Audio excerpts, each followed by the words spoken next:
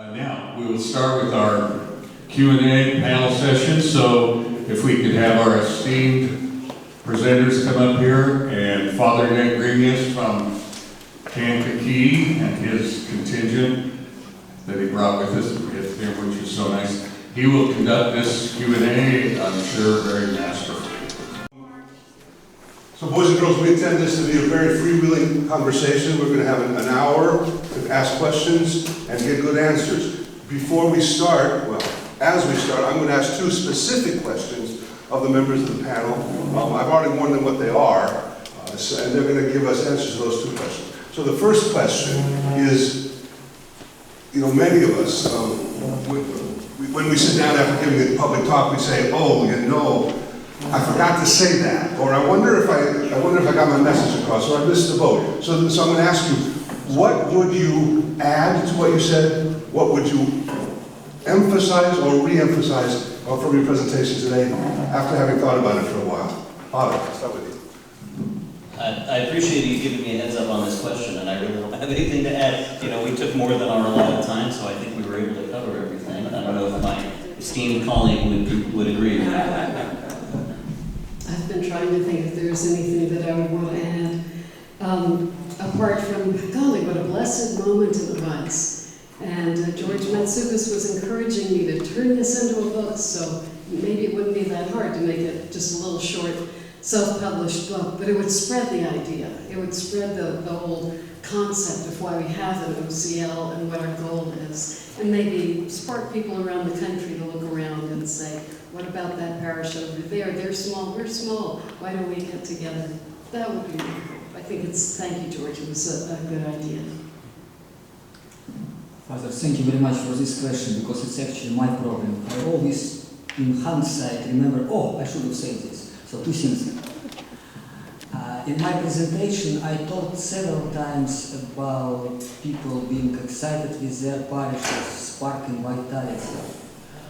What we learned during EPIC study, and this did not come from this study, but what we learned through those 3 years that we are doing this project, those congregations, either Orthodox parishes or whatever other group, tend to become much more vital and grow in members post-pandemic, who somehow managed to never ever close their doors through pandemic. And some of them were in a situation where they were permitted to do so, because remember, Florida, Texas was more relaxed than say, California. But some of them did it simply under radar. The same with bishops. I don't know about our top jurisdictions when bishops would explicitly say, well, shut down your parishes.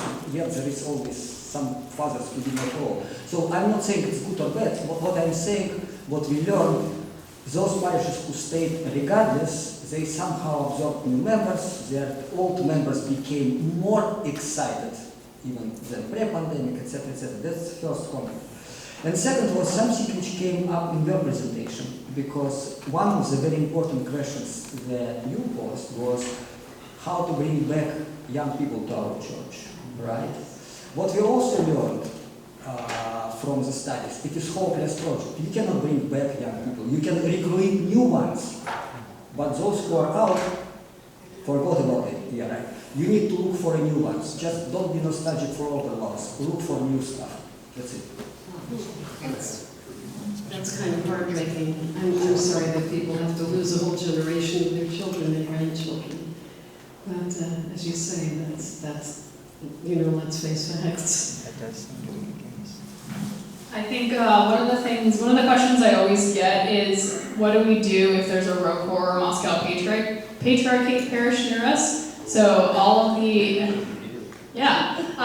so the Russian churches are obviously members of the Assembly of Bishops, so every single member of the Assembly of Bishops, whether they're participating now or not, is invited to participate in the Inter-Parish Association. And although you might not see it in official documentation, there are parishes that are working with other jurisdictions that are coming from Moscow Patriarchate or ROCOR on the ground. So I've seen that with my own eyes and seen the parishes host events, so it is happening, although you might not hear it in the news. So all this to say, personal connection is really important.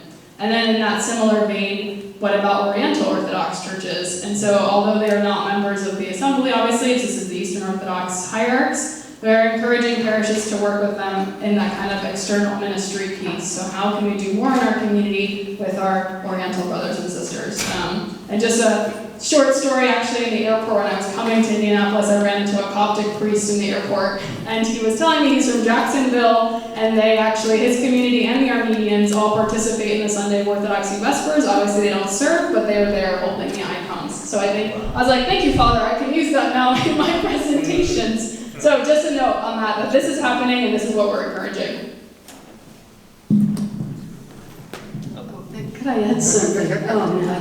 There's always something I could say. I was thinking about, we kind of take it for granted that our goal is to attract more people, bring more people into the church, and then that just grows and grows and snowballs. And that's kind of an American assumption. It's kind of, it's like, again, the tea bag and the hot water, we don't even realize, but we're just surrounded by a whole mentality of advertising and TV commercials and reach the customer and bring in new faces. And I think one of the strengths and appeals of Orthodoxy is that traditionally it doesn't really do that. It has so much power, spiritual power and dignity, that is what attracts people. And I think especially Americans in this environment where they feel like they're always being coaxed, always being given, little M&Ms on the path and just keep coming toward us and you're so important, we care about you. They know that that's meaningless most of the time. And I'm thinking about a specific moment that there's what's this YouTube called? An Atheist Goes to Church. You know this guy? Yeah. So one of the things, he's fascinating and he's very intrigued by Orthodoxy, partly because it ignores him, partly because he's not all that important. Worship is the important thing. And he gave the example of, maybe it was Vespers, but the priest, he was standing in the narthex talking to a greeter, they're a member of the church. And when the priest came through, she opened the door, for him to come through with the censer, and she just stood still, stopped talking to him, and bowed her head. And he realized at that moment that there was something she thought was more important than him. And it is our commitment to this enormous thing that is so much more important than any of us. I think that's what attracts people more than all the things we might do to appeal to people. So I just wanted to point that out so we don't forget that and automatically adopt American Catholic and Protestant and evangelical methods of trying to appeal to people. The fact that we have something so beautiful that we treasure, that in itself is intriguing. I think especially to men, that's why we see it was initially a majority of young men, but now young families, and we're just swamped by children. There's toddlers everywhere you look. It's a wonderful thing. But men are looking for something that's independent of them. Men have a desire to be on a team, I would say, more than women do. Women have a desire to be caretakers and protectors and to die for what they care about. But men are looking for other men who have their eyes on something far away. And they want to join them and pursue that. And I do see a question, so did you have anything to add to that, though? Because I think it was you who pointed out that video to me. Oh, yeah. Well, I was just going to say, yeah, I think that as my mother said, people are so used to being advertised to, including with Christianity. And, something that has to be advertised, we've learned, because we're so inundated in advertising in our culture, we've learned that something that's being advertised to us doesn't have an inherent value. It's presented to us with a value. It's given a facade of value through advertising. But that soda can, that car, that pair of jeans doesn't have an inherent value, so that's why they have to talk it up. When we do that same thing with the faith, then we are implicitly teaching people that it doesn't have inherent value, that it's cheap. So when we instead just quietly live our Orthodox lives, that in fact gives it this, it really actually helps to demonstrate the eternal treasure of it, I think. So we did have things to add after all that. Yeah. There's a question like that. So just to follow, add on to what you were saying, what I've heard people are looking for is authentic authority. Yes. Authentic authority, because that's very rare in our society. That's hard to find. And we have that in spades. If we are authentic authority, because we get that from the church. And the church has been around 2,000 years and it has not changed. And that's part of what we present to people is this quiet, authentic authority on which they can rely, because there's so little in our world today that people can rely on. And I think one thing that supports that is that the priest does not have to be important. Yes. In the same way a preacher might Yes. be important. That it's a relief, I think, to the clergy to know that they don't have to be a star blazing across the firmament. It doesn't all depend on that. Exactly. They can, there are more priests that are being born today, and they will grow up and go to seminary and become priests. And you will die. You will spend your life serving the congregation and just in humility doing the best you can, which may not be the kind of thing that attracts Hollywood reporters. Right.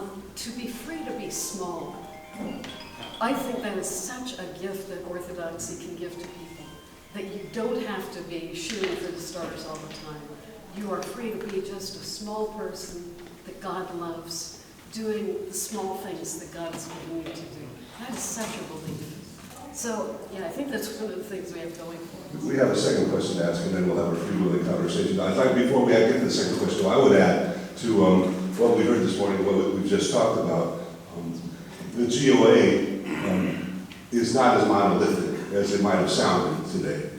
For instance, my little parish in Kankakee, there are many liturgies when I'm the only person in the building who was born Orthodox. Yet, the chanting is going, the people are worshiping, they've all come to the faith. Yet, last Sunday, we did our 90th annual Greek festival. And all the people that have come to the church love doing it. For one thing, it's a big part of the community at large, as you mentioned. For another thing, it's a way to really work together and get to know each other. And for a third thing, we need the money. So all those things together, it's useful. In Decatur, where I grew up, Father David Einen is there. All the pioneers, just like in Kankakee, are gone. They've either died away or they've moved away, almost completely. But the church has regenerated from new people. And because his wife is of Romanian extraction, is a musician herself, and all their children have become musicians, they use Romanian rubrics in the chanting. It's a Greek Orthodox church. And the Metropolitan knows that's happening. He's delighted with it. And in both of those churches, the old-timers who are left glory in all the new people and say they are much more worshipful than we ever were. And so that's a great thing here. And just one last thing that, again, creating a more complete picture. In Loveland, Colorado, Father Evan R. Mattis is the pastor with other priests of a remarkable parish, probably our fastest growing parish. They have a sign out of the front of the church that says St. Spyridoula Orthodox Church. It doesn't say Greek Orthodox Church. And that's also with the blessing of the Metropolitan. So we are practical whenever we can be, and whenever we can force our metropolitans to be, right? So the second question is, let's say we're on the verge of an American Orthodox Church, a united American Orthodox Church. It's just 3 years from now. Amen. What would you like to see in that American Orthodox Church?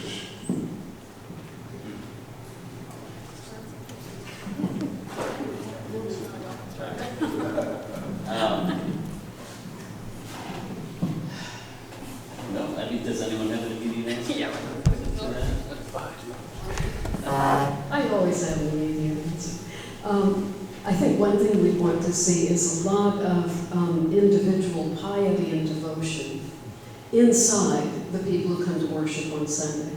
That we would hope to see that they are also getting out their prayer robe once a day and saying 100 Jesus prayers, doing whatever else it is, if it's serving the poor, if it's helping to be somebody at Vespers on Tuesday night, to see that everybody in the church has a very profound love for Jesus Christ and a commitment to Him. That'd be one thing I want to see. Any other ideas? What would you say? Yeah? It made me think of college conference for OCF. So when they bring all the college students together it made me think of my first liturgy and like Vespers at college conference, where we celebrated in all the languages that were represented and used the different musical traditions. So it's this blending of all the traditions that we love. And so I think for me, seeing that as a young person and being very much shaped by it, that I would hope that our churches also blend these beautiful traditions and of course give time to celebrate it, but also using it as a unifying way. Because when we're talking about what is American Orthodoxy, and we have to celebrate all aspects of it. So that for me would be that, and then to Korea's point too about then that spilling out of the church and really witnessing that. Like we should know that there are other Orthodox Christians going to the same high school or college in our town. Like that's absurd. We're on the same soccer teams, we're on the same football teams. Like we should be way more united and know each other. So that would be my vision of what's practical and worshiping and also in our daily lives. Well said. And I think for my part, it's really just the blessed simplicity that the logistics of it would bring. That that the Orthodox parish in the same town or the next town over or just down the road has the same bishop as you. You know, is worshiping in the same way. When the bishop comes to visit, he visits that parish down the road and your parish and so on. You know, and where I am, as I intimated, you know, it's our parish and it's a World War parish, 10 minutes away from us. You can imagine how that relationship is right now. So, you know, while we would love to have more things, while we'd love to have an IPA, I would, you know, we're not able to do these things because of this fracturing that's taking place. So the idea that we have the church structured the way it's supposed to be structured, the bishop with the geographic area that belongs to him and all the churches within that area belonging to him, and then we have that beautiful vision that Callisto Swear speaks of, gathered around the bishop, celebrating the Eucharist, you know, that we could actually have that manifested here in the United States. I would love it. I would love it. Maybe so. Believe it or not, but I thought about these questions about 13, 12 years ago, because I started to work for Assembly in 2012, and at that time bishops still seriously discussed the idea of administrative unity, which would never fly, but it was still on the table, theoretically. And so folks who worked for Assembly, we would discuss, okay, we will figure out all this structure, administrative things, but it also will be a time when we sort of can start from the scratch certain rules, right? Because it's a newborn American church, maybe we can write a new set of rules, or slightly amended. And what came at that time to my mind, just because I'm also working constantly with people like myself, but representing other American religious groups, I would wish this potentially new American church, there will be a smaller gap between people in the pews and institutional church. In our groups, clergy and especially bishops, they're a little bit more like set apart caste. Right? It doesn't apply to this room. This is why clergy and laity are in this room. So, but in many communities, people really feel this gap. For example, like what, I don't know, but I do believe that lay people should have greater participation in sacramental ministry. I'm not saying a lay person should serve Holy Communion, but something can be figured out. In many parishes, when I would go and talk with lay people doing focus group, for example, constant refrain is, why my boy can be altar boy and the girl cannot be? Well, again, I'm not saying one way or other, but those things, again, I would wish that in many ways, institutional church, and lay people will be closer to one another.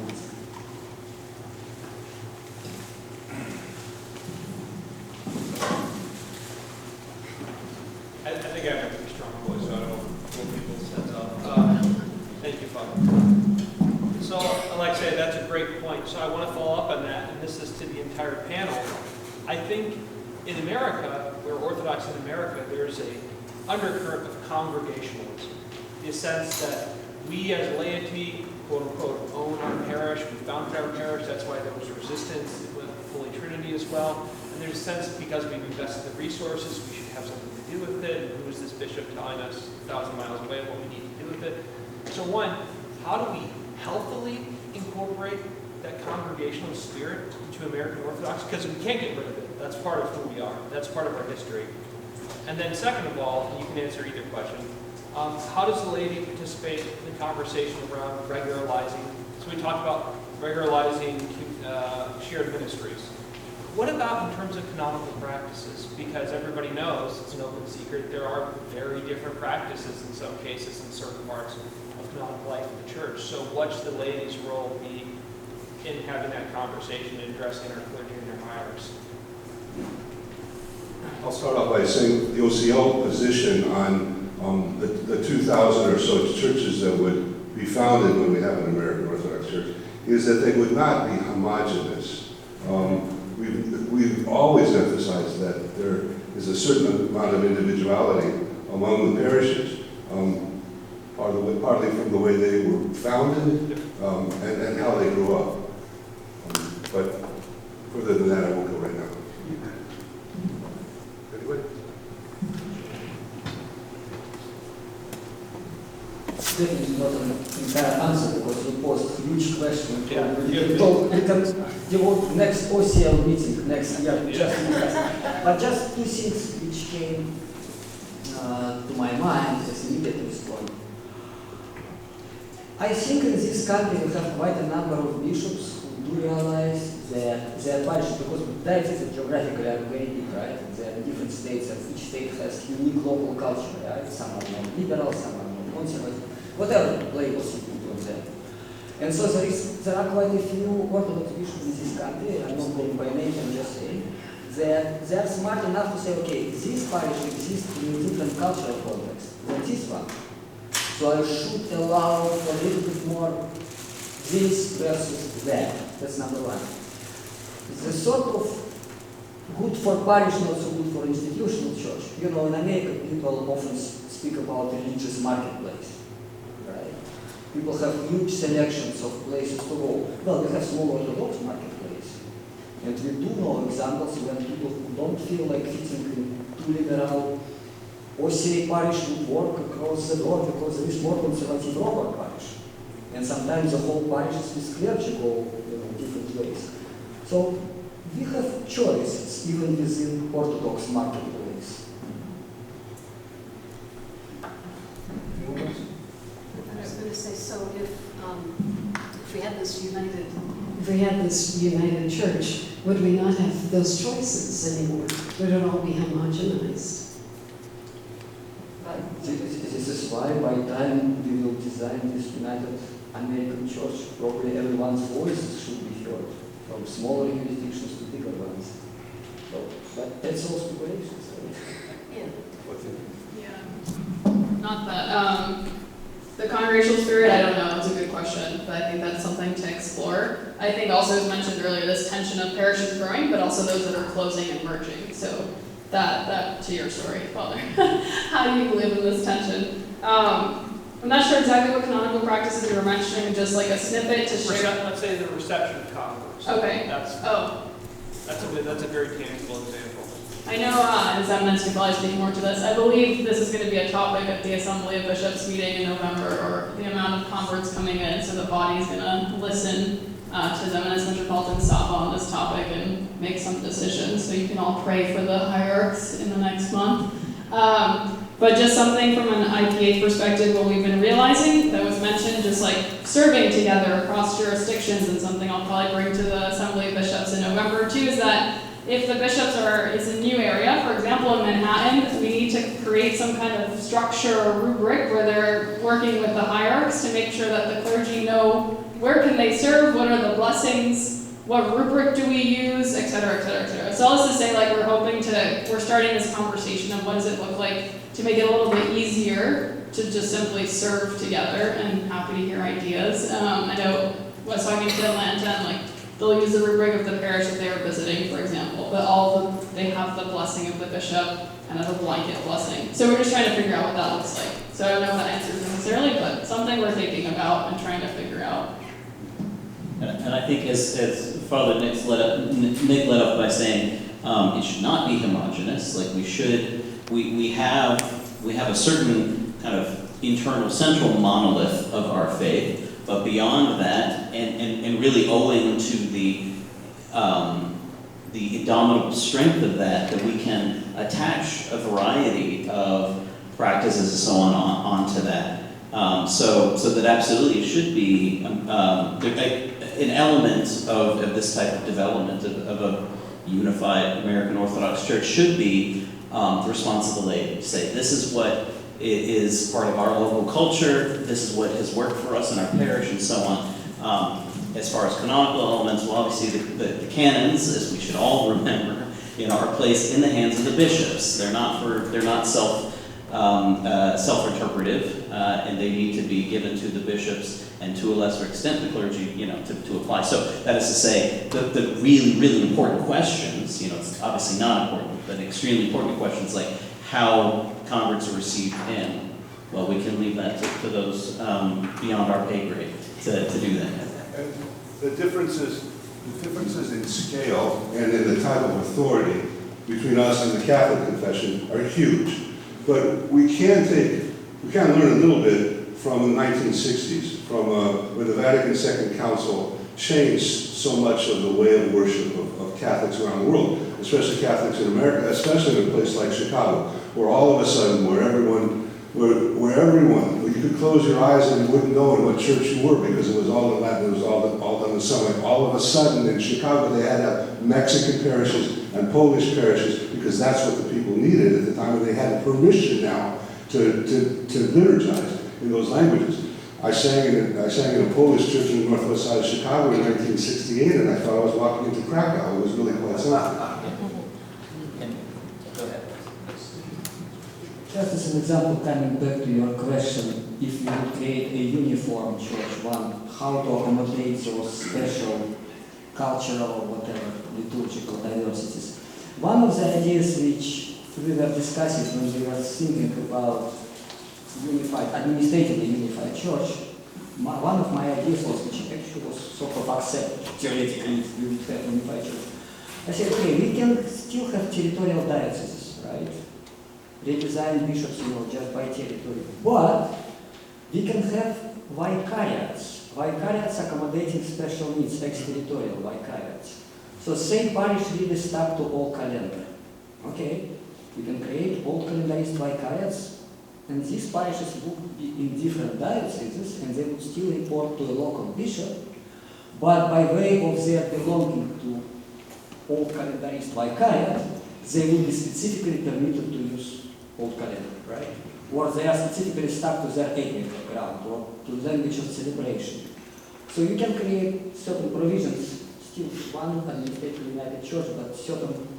And by the way, in Catholic Church, they had this tradition of what was called personal parishes. It was before Second Vatican Council.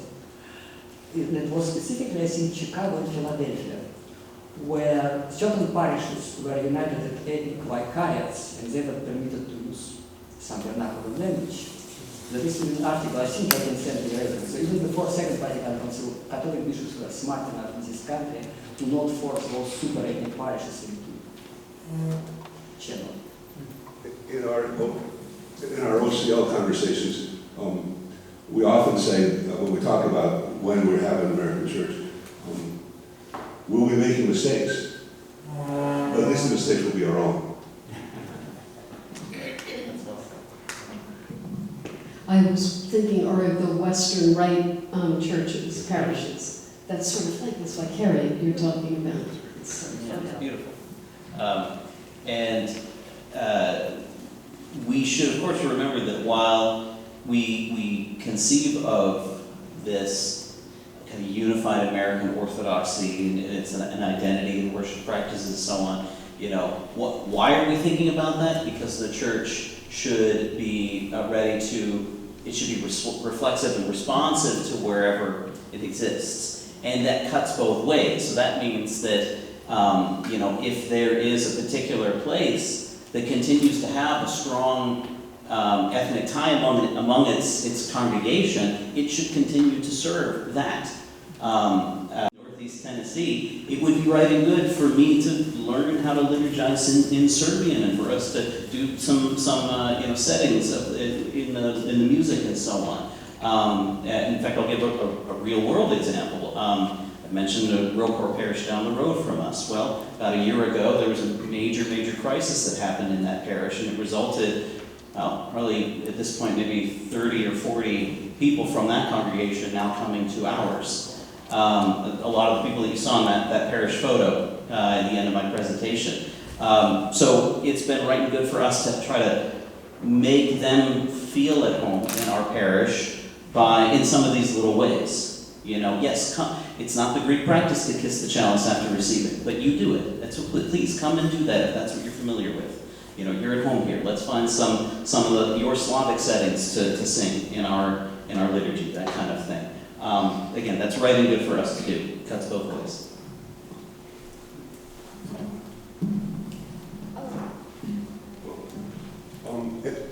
So we've answered 2 questions. Wait, sorry. Oh, do we have? I was only going to ask you, or both of you or any of you, when you were speaking earlier, the way you were describing that. I was going to ask you earlier, any of you, what I think mostly Frederica and Mathewes,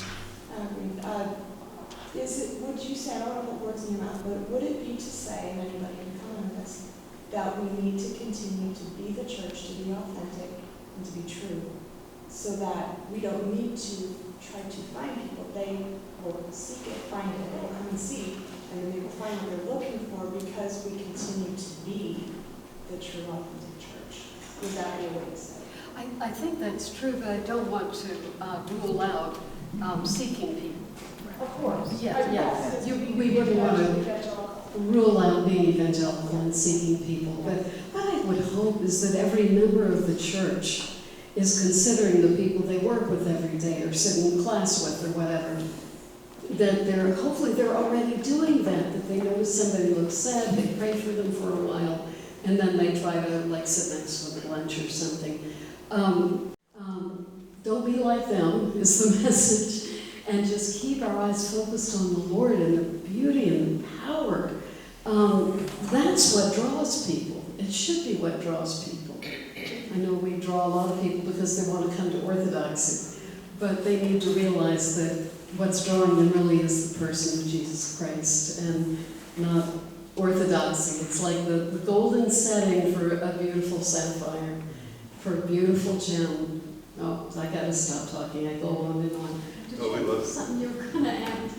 I'll just quickly say, remember that the bishops and the priests are the priests to the laity, and the laity are the priests to the world. You know, and of course we all share in all of that, but you know, where I am in East Tennessee, we have modestly growing numbers of Orthodox, but the vast majority of people are still not Orthodox. However, when I'm out and about, when I'm at the grocery store or wherever, I try as much as I can to keep in mind the person I'm passing by, the cashier, the one, getting the carts back up, and so on, fellow shoppers. They are all, I am their priest as well. They don't know it yet, but if I truly believe in the timeless value of Orthodoxy, if I truly believe that this is the faith that has, the eternal faith that has, established the universe, yes, then that means everybody deserves to be Orthodox, needs to be Orthodox, God willing, will be Orthodox one day, and so I am their priest now. Again, they just don't know it. So, again, that flows from me to all the faithful, to all the laity, that we should have that mentality when we're out and about.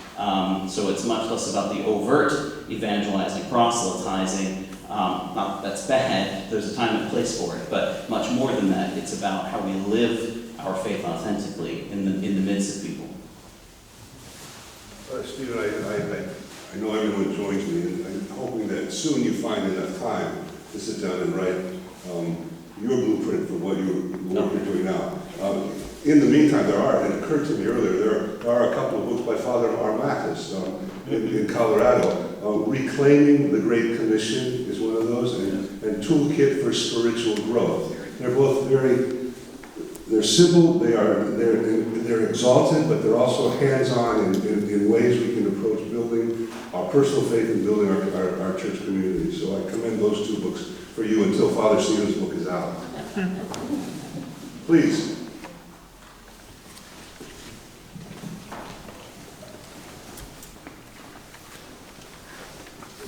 In achieving your goal of unity, is there, do you foresee an effect on the retention and recruiting of new priests? I mean, that's a significant problem in the church right now, is those leaving are much more than the ones coming in. So is there a positive, negative, neutral effect on that prospect?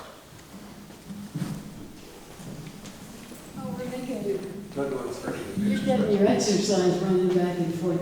At our church, at Holy Cross Church, we had, I think the count was 6 laymen who became priests. Because they would, and there's one, and because they would look at, I think, the nobility of the priesthood, and the way it was conveyed by the 3 different priests that we had, my husband as the chief pastor, and their hearts longed for that. We are not seeing a lot of that yet at Christ the Savior, but I think we've got at least one. We've got a couple of young men that are interested, and we're trying to move forward in that direction. But you're absolutely right. Like, the growth of the church is absolutely going to be contingent on the current deficit of priests, of young men going to seminary that we have right now. You know, those two trends. The statistician can speak to this, but those trends are not moving at the same pace. So again, that's something that we can all take a responsibility in, is raising up the right men to that job, so we can continue planting churches. I may offer a little bit different perspective, not contradictory, but just a little bit different angle. I think main problem is just financial, right? I mean, we need local community to somehow pay full-time salary for a priest. And a lot of our small churches are not capable of doing this. I don't believe we have a shortage of clergy. Look at parish by parish of OCL. In addition to a priest, in hundreds of parishes of OCL specifically, they would have a list of assigned clergy, which means that this priest is working somewhere, he's just assigned to this parish. We have a lot of ordained clergy, but we don't have resources to pay them. So you open some small parish somewhere in northern Minnesota, wonderful, well, who will go there? I think this is main problem. So the clergy are out there, they're already ordained, they're just not being parish priests because so many small parishes just can't pay them. Yeah. Well, that just means that you all need to increase your pledges. Buck Alexei's trends, okay, and get your pledges. I'd object that the other part of it is we need to make it less difficult to go to seminary.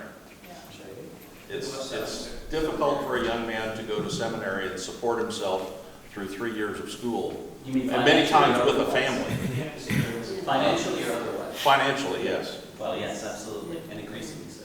I was just gonna, maybe those that are OCA can add. I was just with colleagues from the OCA Diocese of the West and their Lily Grant project. One of the tracks is to find either converts that have come into the church that were trained in a theological school, and then finding the right way to bridge that gap to work them towards being trained as clergy, if I'm not mistaken. I will, That's great. right, I will ask them and others that are OCA, but they're doing really good work. I was just with them this week. So there are venues that are trying to create more clergy, just in more kind of creative ways. Since the topic of money was brought up, I think this is important. What is the position of the mother churches on the prospect of full autocephalosy and unity in the United States? Does the panel have any thoughts on that? When you ask that, you mean the mother churches in the old countries? Correct. Yes. Well, that may be part of it as well. I'll just start off by saying that's not a monolithic picture either. Yeah. I mean, the GOA and the fundraising that happens out of organizations like the Archons go overwhelmingly to support the ecumenical patriarchate. That's different from the relationship that the Church of Romania might have with the Romanian church here. In fact, it may even be reversed. I've spoken to the ecumenical officer in Bucharest, and he seems to think, at least that was his opinion, because I know it's not universal, but he seemed to think there would be no great loss, because they don't gain from the Church of America the way, specifically the ecumenical patriarch gains from the Greek Orthodox Church. Or similarly in the Church of Antioch. You know, I mean, everyone's aware of what's going on in Syria and Lebanon right now. You know, if we cut those apron strings, so to speak, you know, who knows if the church will survive? And then if it doesn't survive, what type of experience do we have back here as well? So there's a big difference in the national churches that have a relationship with their national churches here, and the ancient patriarchates, which have from us a great devotion, but there's not that constituency either. It just so happens that for the ecumenical patriarchate, there's that Greek Orthodox constituency that sends it there because the Church of Greece doesn't need it. I would just like to say, I think if we can get the interparish associations going and being strong, that and doing external ministries to the point where the key, I think, will be to convince our, I hate to use the term colonial overseers, but our overseas churches that we as a united church can do more for them as a united church than these piecemeal jurisdictions can do for each individual patriarch or you know, archbishop. We've actually said, the OCL has actually said that in its declaration of an American Orthodox Church, specifically that a united American church would be a greater bulwark of health, especially for the ancient patriarchates and anything that exists right now. The trick is to convince them of that. Of course it is. Yes, I can speak from experience. You can be greater together. Yeah, you accomplish more. Questions? Bill? So we talked about seminaries a little bit, but how many seminaries right now are there for Orthodox seminaries in America? It depends how you count them, because some of them are recognized by American Association of Theological Schools, some of them are not. So we have, to the best of my knowledge, we have 3 which are fully recognized by American Association of Theological Schools, St. Tikhon's and Blood Holy Cross. Okay, so you have numerous seminaries, all of whom are struggling financially. So, and they have palatial, properties, and it's wonderful, but if there was a national monastery, or seminary, that combined the resources and had those, economies of scale and the efficiencies that had happened, and you could combine all of the resources of each of those seminaries and combine it into one super seminary, it seems to me we would be producing a lot more priests and have a lot less stress on their financial situations. Yeah, am I wrong in that? I'd like to know how you think about that. Can I actually add to that? Please. So in addition to those three that I believe that we listed, there are others that grant bachelors of theology degrees that are accepted. So I know like the Serbian, they have a seminary in Chicago, St. Herman's on the West Coast, I believe, and there might be, and I know like Jordanville is scattered in there as well. Geographically, for how big the United States is, it seems we're doing a disservice to the ministry that could be possible by having separate seminaries. I know that it would make sense under one jurisdiction, and whenever that comes in this or 3 lifetimes from now, to combine resources. But there are certain things, to my understanding of people who have attended those, that there really is a difference, and not just of jurisdictional culture, but where they're at. So like a rural community that St. Tikhon's is surrounded by, the metropolitan communities that surround Holy Cross and St. Vladimir's, and also thinking about it's not just single young men that are attending these, they have families, and they, there's a lot put on the wives and the children, and you know what, there might be a community really supportive of what's best for the family in one of those seminaries that's not available in another. And so then you're putting extra stressors on, whereas then having that choice then not only allows a person to, a seminarian, to have a teaching style that matches their learning style, but also then a church community style and a family atmosphere that fits their family. So I would that is my challenge to that one greater seminary. Perhaps we could have both. Perhaps there could be a big, universal central seminary that people could go to. But I feel my heart is drawn toward the idea of these distinctive little seminaries with their own styles, and people being able to be only a few hours from their hometown, perhaps, instead of everybody goes to St. Louis or wherever. I can offer one already existing model, not within Orthodox work, but different ones. And this model wouldn't work until before COVID, but COVID moved so many social activities and learning online that even for Orthodox it would be possible. The model is GTU, Graduate Theological Union, which is a school in Berkeley. So it is one campus, but again.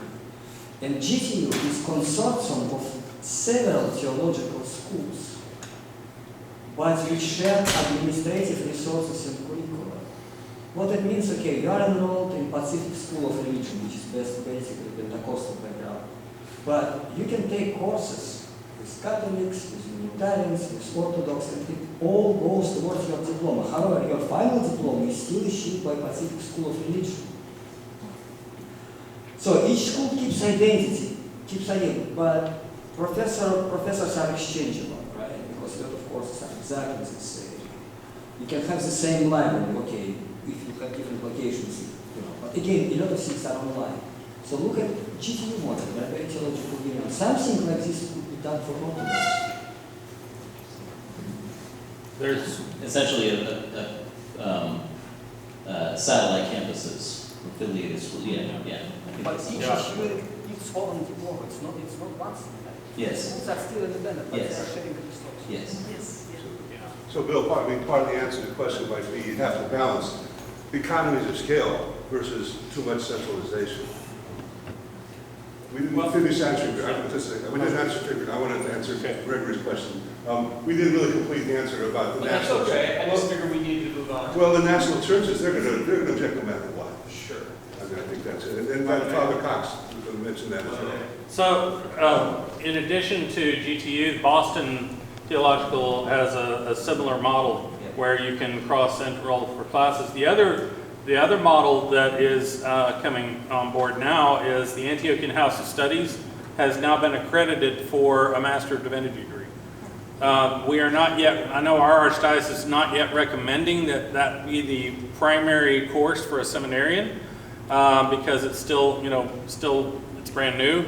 And the other thing is that I'm sure many of us who are clergy in this room will tell you, one of the main things we got out of going to seminary is the community, the network of connections that we made with other clergy, while we were there. So for example, at Holy Cross, when I was in a parish in Iowa, I was invited to the Greek metropolis of Chicago clergy retreat.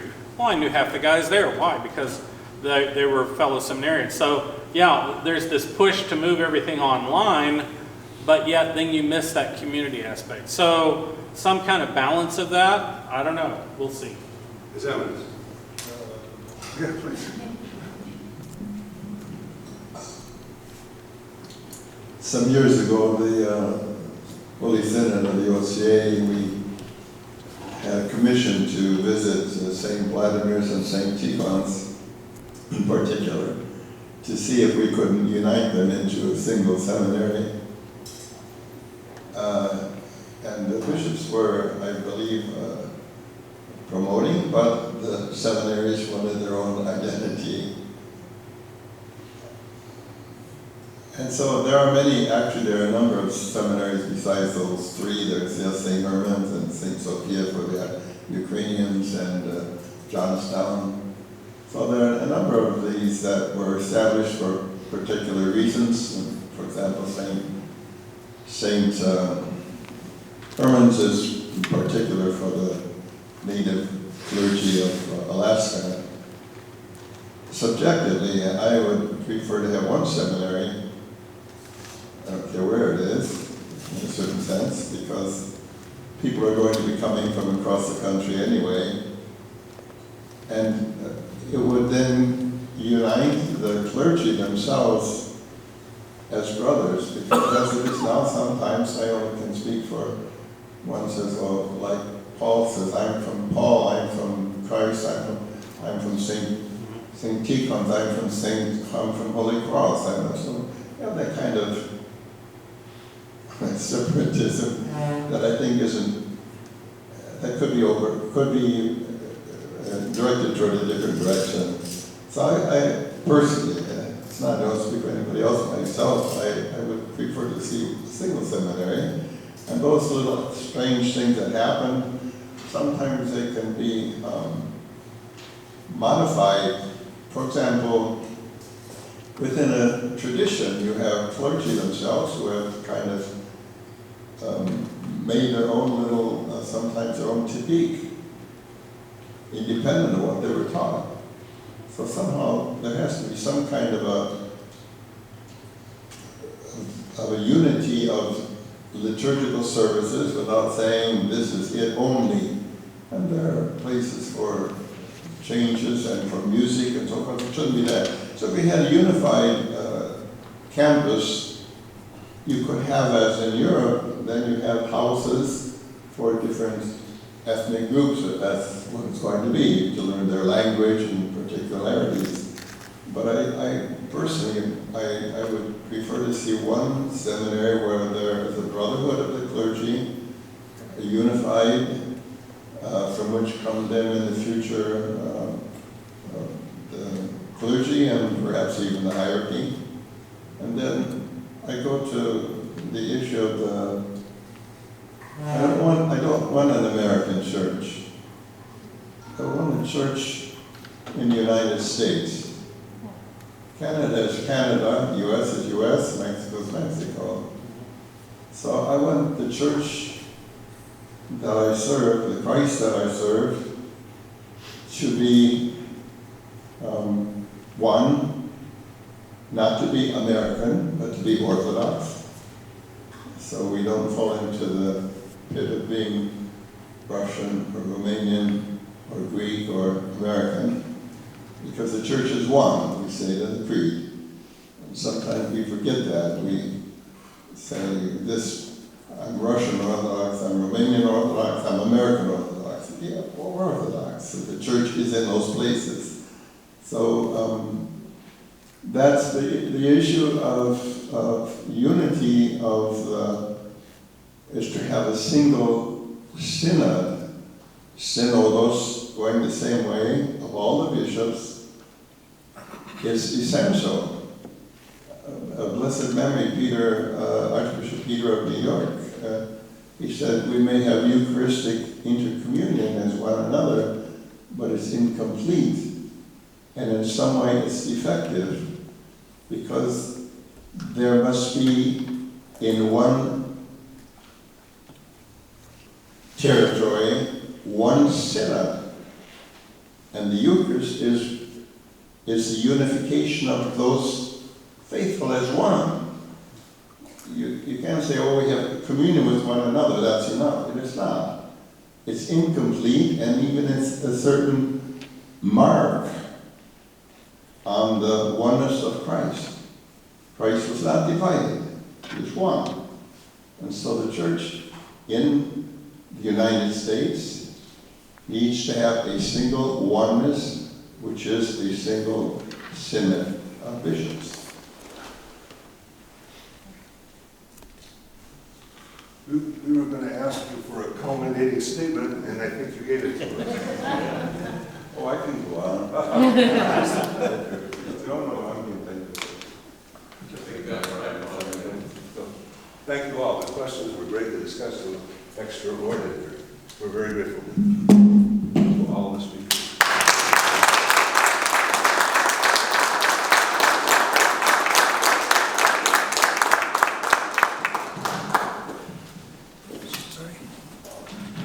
Thank you for moderating that so excellently, Father Nick, and thank you to our wonderful panelists. I thought that was very enlightening, and surprisingly, we are right on schedule. That's not a Greek thing. So, to everyone, I'm just very thankful that you came, and I hopefully you gained something that you can really lock onto and understand that this cause is really, it's the prime cause of order, to get our faith in order in America and in the United States. I love the way His Eminence summed that up. It's not an American church, it's the Orthodox Church in America. And we need to keep that in mind, and we need to strive for that. And anything else we need to go over, David? Okay, if everybody, we're going to say a prayer. Before we do this, let me just thank you again, and we will be in touch with all of you. Did we pass around the registry, David? We have a way to contact everybody? Okay, so we will be contacting all of you, and again, if you feel a little urge, a tug in your heart that you want to help us, help OCL in our cause, you'll know how to reach us, and we would welcome your help.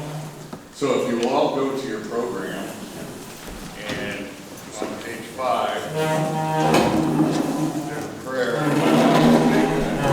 Your Eminence, you wrote this prayer? No. You do not?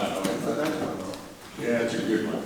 Okay, we will recite this prayer together, and we'll call it a day. In the name of the Father, and of the Son, and of the Holy Spirit. Amen.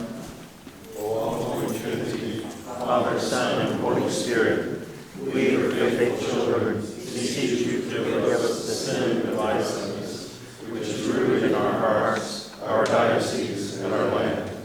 Impart in our lives the holy divine community which only you can bestow on those who come together in unity.